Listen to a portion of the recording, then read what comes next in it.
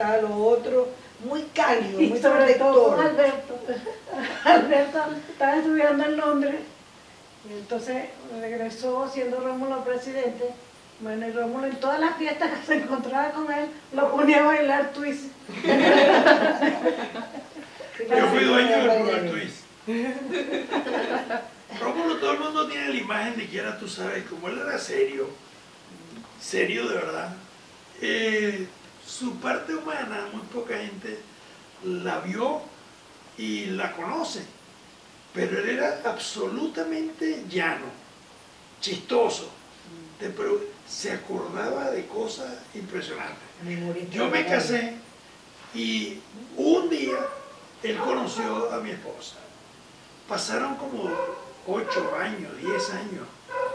Y cuando me encuentro un día otra vez con Rómulo, él me pregunta, ¿y cómo está Coco? El nombre inclusive de la esposa mía. Sí. Chistoso, él era un hombre que se reía, que echaba broma, que hacía una cantidad de cosas que no eran conocidas como es normal, ¿no? Hay gente que hoy en día se vuelven personales públicamente y empiezan a hablar de sus problemas y ay, lo que pasó hoy. No es así, tal persona, sí, me dolía aquí y todo ese tipo de cosas. Bueno, Rómulo no era así, pero era sumamente humano en la realidad.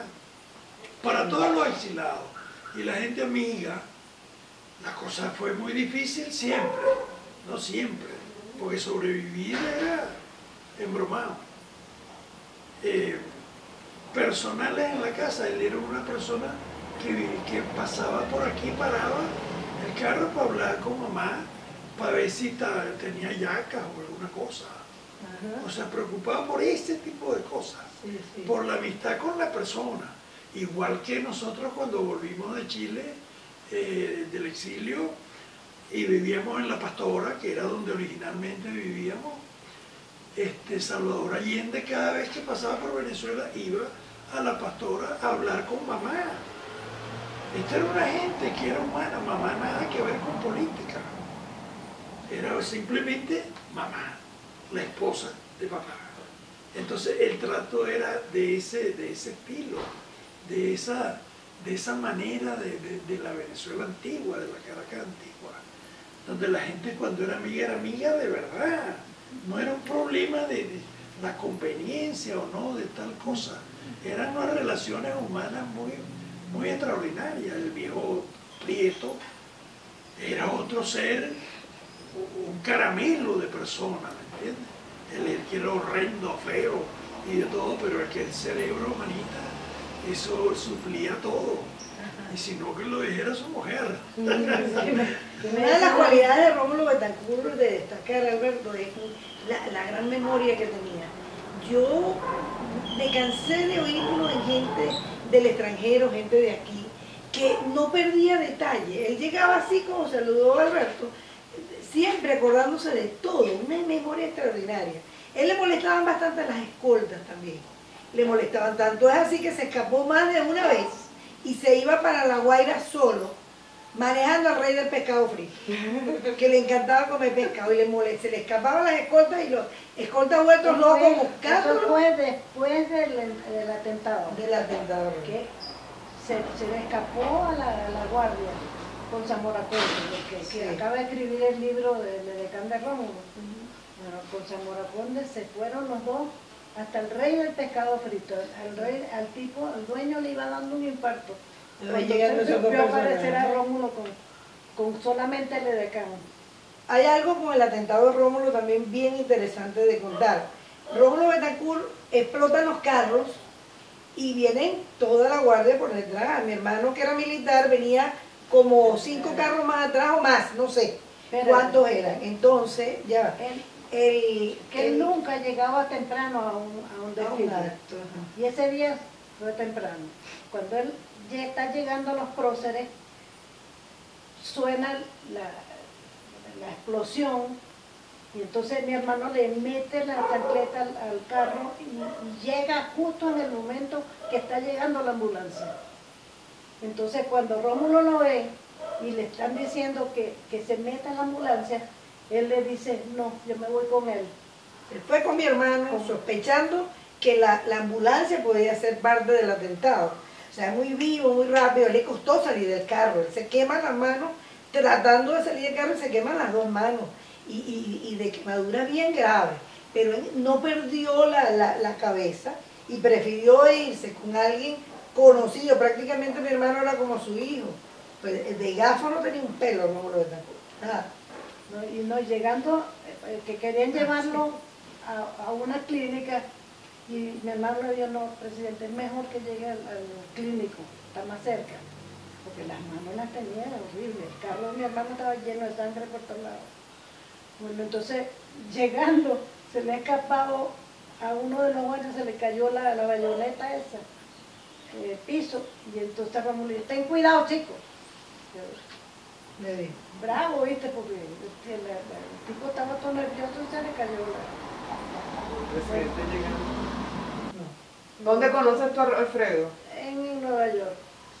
¿Y Claro, cómo se yo había conocen? ido una vez al teatro y lo había visto, pero cuando lo conocí de verdad fue en Nueva York, que él le dijo al doctor Federico Rodríguez, que estaba exilado allá, que él quería conocer a mi papá. Entonces mi papá lo invitó a almorzar y yo estaba trabajando con un amigo de él y entonces no me dejó que me quedara para que lo conocieran. Pero como los 2 días lo conocí en una fiesta y estuvo todo el tiempo bailando conmigo, entonces cada vez que terminaba la pieza se sentaba al lado de mi papá a conversar. Y todo, cada vez que llegaba a Nueva York la primera llamada era para la casa. ¿Y al cuánto tiempo te empatas tú con Alfredo? 3 años antes de casarme, aquí, En Venezuela. después que llegamos del exilio. ¿Y cómo fue un poco la experiencia de haber sido la primera persona en casarse en Miraflores? Bueno, el agradecimiento a Rómulo, porque eso no se veía todos los días. También queremos saber si nos podía aclarar un poquito los rumores acerca de los atentados que sufrió Alfredo Sadel. Bueno, en realidad no hubo atentado, solamente cosas que le pasan a los artistas. El primero fue en México con el esposo de Evangelina Elizondo, que estaba filmando una película con Alfredo y pertenecía al partido PRI. Entonces el tipo, creyendo que era Alfredo, le tiró el carro a una persona, creyendo que era Alfredo, y la mató. Entonces en México se corrió la voz que era un atentado contra Alfredo, pero en realidad no fue un atentado así. Y también en República Dominicana, que una de las hijas de Chapita, de Rafael Leonidas Trujillo, se enamoró de Alfredo y entonces quisieron secuestrarlo, pero tampoco fue un atentado. Él tuvo que escapar. Tuvo que escaparse de República Dominicana. ¿Con qué fines lo querían? Yo no sé. Yo no sé qué fin era. Pero bueno, no era. ¿Cuál es un poco la relación de Alfredo Sadel con la política venezolana? Muy grande. Porque un tío de él fue el que lo hizo entrar a la política, que pertenecía a Acción Democrática. Y todos los exilados, la gran mayoría, sobre todo Rómulo Betancourt, era el que le llama más correspondencia con él. Una vez, llegando por Oriente, llevaba, no sé si era pedazos del libro de Rómulo o era instrucciones para otras personas. Entonces, cuando llegó a Oriente, unos tipos de la Seguridad Nacional lo invitaron a tomarse una cerveza y él fue. Entonces, cuando termina de hablar con ella, que ya el avión iba a salir, él va caminando hacia el avión cuando se acuerda que dejó el maletín allá donde está, en la oficina de los tipos. Y entonces pensó que lo iban a hacer preso porque si le registraban el maletín iban a encontrarse con toda esa correspondencia. Pero no, los tipos salieron y dijeron, toma Alfredo, dejaste el maletín. Porque Pero Alfredo se iba muriendo, porque eso era una prisión segura. Él fue correo de muchos exilados, correo se arriesgó su vida. Eso es una anécdota de los sitios donde Alfredo arriesga la vida, porque lo ha podido registrar, lo ponen preso de inmediato. Otra vez en Coney Island, él se había citado con una persona a quien Rómulo le mandaba la comunicación. Entonces él con su comunicación en el bolsillo, y entonces se mete con el tipo en la rueda de Coney Island.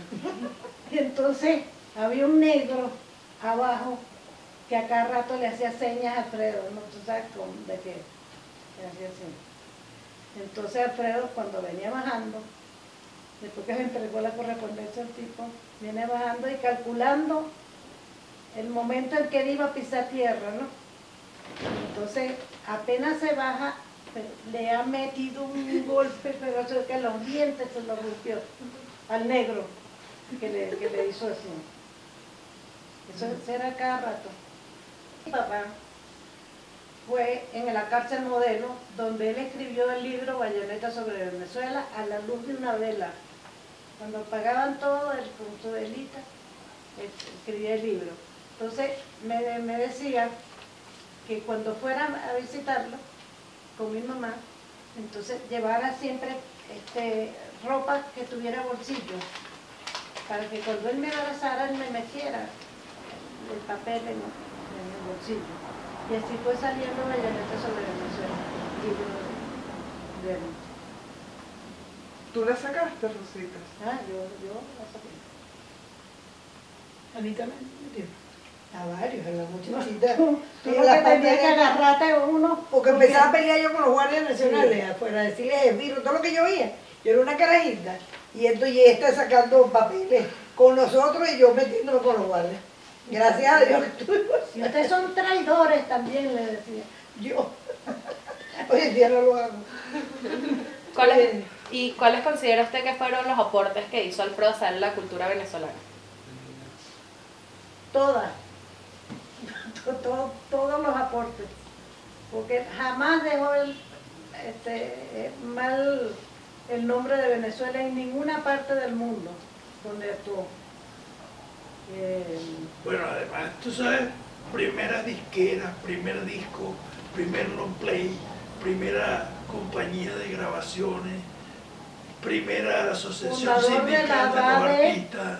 Y de la Casa del Artista, O sea, que fue él idea era de un peleón. Alfredo, no de Amador Bendayán. Sí, Alfredo. Sí. Él era un Todo esto peleón. fue obra de Alfredo. Alfredo era peleón y activo. Fundó Tuvo el la ópera sindicato. bolivariana. Sindicato de artistas. El sindicato Sí. en cualquier lado. Por eso. En Fundó. RCTV también. ¿Cómo se llama esto? Él hizo temporada de ópera tanto aquí como en Perú y en Colombia. Fundó la compañía de ópera bolivariana. Él soñaba con que realmente la ópera y todas esas cosas de cultura elitesca bajaran al pueblo y siempre quiso que en los estadios y todo se diera Entonces sin le pagar. demostró a Carlos Andrés Pérez que no, decía que al pueblo no le gustaba la ópera, y entonces le demostró a Alfredo, a él, de que sí le gustaba la ópera, y le puso la ópera a 2 y 4 bolívares en el aula magna. Bueno, Entonces, un poco para cerrar, Ajá. una pequeña reflexión o una conclusión que nos quieran dar acerca de lo que implica ser hija de un político y de todas las consecuencias que esto trae, tanto para su familia como para todo lo que su entorno y todo lo que implique esto. Ok. Bueno, debo decirte que ser hija de un político o tan formado requiere realmente de una herencia demasiado importante, porque desde pequeño hasta las ausencias de un padre que está luchando, que está en una vida social y política importante, uno lo presiente como niño. Y esas cosas reflejan mucho de nuestra vida humana y personal. La lucha para él fue toda su vida, es un amor por Venezuela que se da a diario, y lo mismo lo sentimos nosotros. Yo decía que podíamos no heredar el talento político, eso es posible, pero la sensibilidad sí. El amor por Venezuela sí. El estudio, la preocupación de la gente, el sufrimiento, el trajinar todos los días por una mejora para nuestro país, eso lo llevamos todos los hijos de los políticos. Mira, lo más interesante que uno puede decir sobre la historia es que la historia es tan complicada, tiene tantos aspectos, tantas cosas que se quedan por fuera siempre, porque no es posible. Es como, yo lo dije una vez, el libro de Ulises, que ahí pasa un periodo de tiempo mínimo, son 200 páginas, y está diciendo todo el tiempo los pensamientos que tiene todo el mundo que está reunido, y no alcanza el tiempo para decir todo lo que cada quien pensó y lo que cada quien hizo en el lapso de 20 minutos. Entonces, ¿qué es lo que estoy diciendo? Que en la parte de historia nunca está completa la relación, y sobre todo porque la parte personal, la parte que ustedes creo que están buscando y haciendo, siempre está fuera. Y ahí es donde se forman los personajes que normalmente figuran más y mejor en la historia. Tienen generalmente una vida rica. Y eso es lo interesante que pueden estar haciendo ustedes con el profesor y con las investigaciones que están haciendo, con la recabación de la información. Yo en ese sentido lo felicito. Mira, hay otras cosas que no son muy buenas, como por ejemplo, cuando uno está pequeño, uno hay cosas que uno no puede hacer, y eso nos lo explicaba mi papá siempre, que hay cosas que uno no lo puede hacer porque él es dirigente político, y entonces la gente lo toma como si fueran opiniones de él. O sea, cosas que se pueden hacer y cosas que no se pueden hacer. ¿Qué otra cosa que te iba a decir de